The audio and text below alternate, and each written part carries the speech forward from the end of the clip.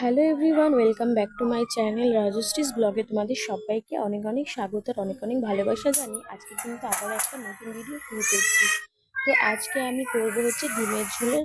তো ডিমের ঝোল কীভাবে রান্না করব চলো তোমাদেরকে দেখাই। তো প্রথম ডিম আর আলুটাকে আমি সেদ্ধ করে নিয়েছি, তারপরে এখানে মশলা কেটে নিয়েছি, পেঁয়াজ, আদা, রসুন, টমেটো সব কিছু। তারপরে ডিম আলু সেদ্ধ হয়ে গেলে ডিমটাকে ভালো করে ছাড়িয়ে নিয়েছি। তারপরে কড়াইটা গরম হয়ে গেলে বেশ খানিকটা তেল দিয়ে একটু নুন আর হলুদ দিয়ে আমি ডিমটাকে ভালো করে ভেজে নেব কড়া কড়া করে। তো কড়া করে ডিম ভাজা খেতে কিন্তু তোমাদের দাদাভাই অনেক পছন্দ করে, তাই জন্য আমি সবসময় একটু কড়া করেই ভাজি। তারপরে ওই ডিমগুলো তুলে নিয়ে আমি ওই কড়াইতেই দিয়ে দেবো আলু সেদ্ধটা। তো আলুটাকেও আমি ভালো করে ভেজে নেব।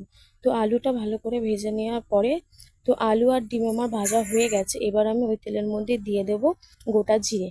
তো জিরেটাকেও আমি একটু কালো কালো করে ভেজে নেব। জিরেটা একটু কালো করে ভেজে নিলে তরকারিতে লাস্টে দিলে কিন্তু কালারটা খুব সুন্দর হয়।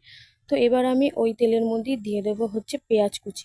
তো চলো পেঁয়াজ কুচিটা দিয়ে দিই। তো পেঁয়াজ কুচিটা একটু ভালো করে ভেজে নেব, তারপরে আমি ওর মধ্যে আরও সব মশলাগুলো দেবো।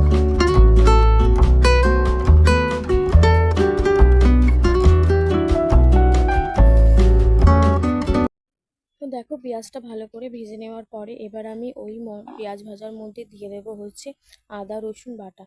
তো ওটাকে দিয়ে আমি কিন্তু ভালো করে কষিয়ে নেব যতক্ষণ না কাঁচা গন্ধটা যায়। তো চলো ভালো করে ভেজে নিই।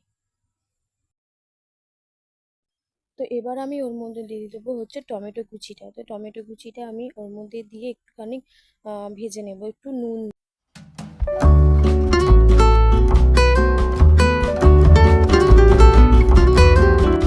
তো আমি এর মধ্যে এবার টমেটোটার মধ্যে একটু নুন দিয়ে দেবো যাতে টমেটোটা তাড়াতাড়ি নরম হয়ে যায়।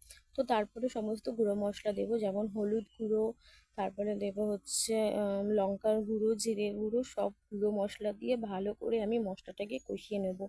তো চলো তোমরা দেখতে থাকো।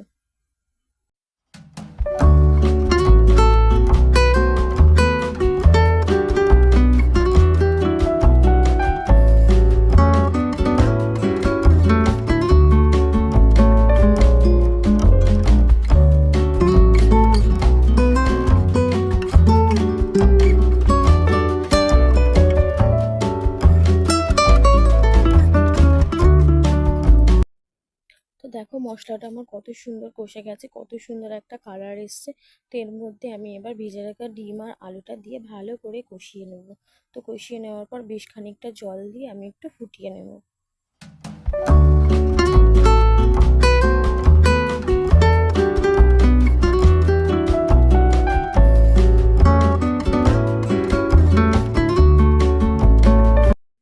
ওর মধ্যে এবার ভেজে রাখা জিরে আর গরম মশলা দিয়ে একটুখানি ফুটিয়ে নিয়ে নামিয়ে নিলেই হয়ে যাবে আজকের ডিমের ঝোল। তো চলো বন্ধুরা, আজকের ভিডিওটা তোমাদের কেমন লাগলো অবশ্যই কমেন্ট করে জানাবে। ভালো লাগলে লাইক কমেন্ট শেয়ার করে চ্যানেলটাকে প্লিজ প্লিজ সাবস্ক্রাইব করে দিয়ে আমাদের পাশে থাকবে। তো আজকের মতো